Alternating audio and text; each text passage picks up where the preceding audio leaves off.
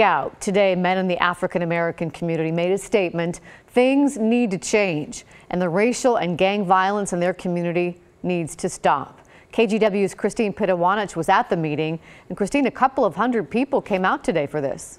And Laurel, today the focus was unity. Leaders in Portland's African American community, they tell me that today was all about joining their voices so that real changes can be made together. Enough is enough. People in the African American community are speaking out. We're here because we love our city. Please, let's stop the violence, let's stop the gun violence. Lucy Mache lost her son to gun violence almost 6 years ago. She was one of the roughly 200 people who showed up at a community meeting in North Portland.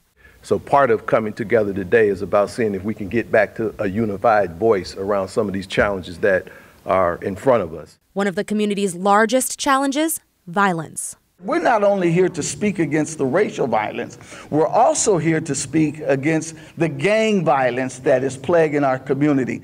Leaders referenced a mother and her child who were recently shot in Gresham, the TriMet train tragedy, and this threatening letter from the quote-unquote white KKK to organizers of Good in the Hood. It's a decades-old multicultural festival. And I know that some people say, well, I don't want to show up. If you decide not to come because of the KK threat, they win.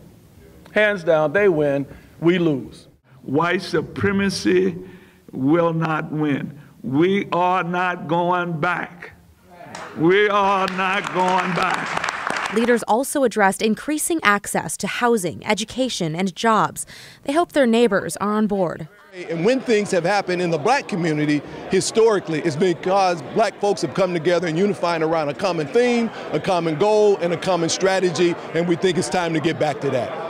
The intent of this meeting: to bring African American men together to show leadership, initiative, and ultimately make changes that will benefit their community.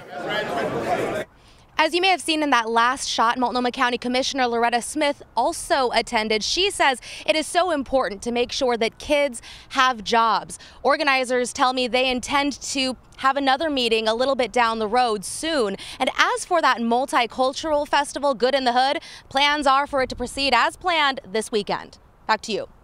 Always really popular. Thank you, Christine. Up next,